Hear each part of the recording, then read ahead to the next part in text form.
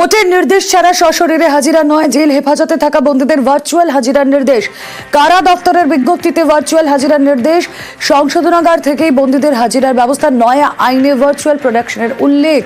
কথা বলবো, আমাদের প্রতিনিধি অমিত রয়েছেন সঙ্গে।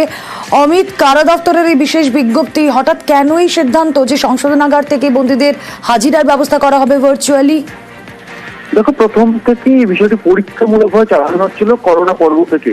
পরবর্তী সময়ে যে আমাদের যে আইপিসি এবং সিআরপিসি যে বদল হয়েছে এবং এই মুহূর্তে ভারতীয় নাগরিক সুরক্ষা সংহতি মেনে সেখানকার 530 নম্বর ধারাতে উল্লেখ করা হয়েছে বা বলা হয়েছে যে জেল হেফাজতে থাকা বন্দীদের আদালত যদি মনে করে তাহলে তাদের নির্দেশ মোতাবেক তারা ভার্চুয়ালি প্রোডাকশন করাতে পারে।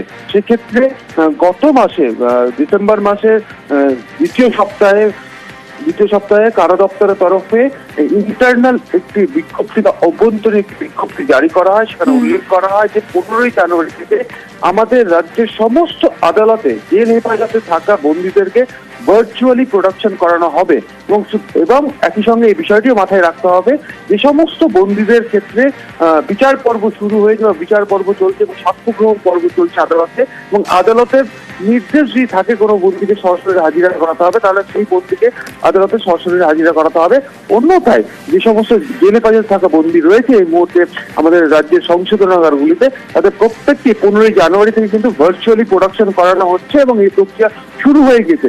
সেক্ষেত্রে কারা দপ্তর সূত্রে খবর যে প্রেসিডেন্সি, দমদম বা বারুইপুরের মতো যে সেন্ট্রাল জেলগুলো রয়েছে, বড় যেখানে প্রচুর সংখ্যায় আবাসিক থাকে জেলের পরিভাষায়, সেখানে ইতিমধ্যে 15টির বেশি কিন্তু ক্যামেরা সেটআপ কিন্তু ইতিমধ্যে বসানো হয়েছে। নয়া আইনে ভার্চুয়াল প্রোডাকশনেরই উল্লেখ এবং পরীক্ষামূলকভাবে অনেক দিন ধরে এই প্রসেস চলছিল।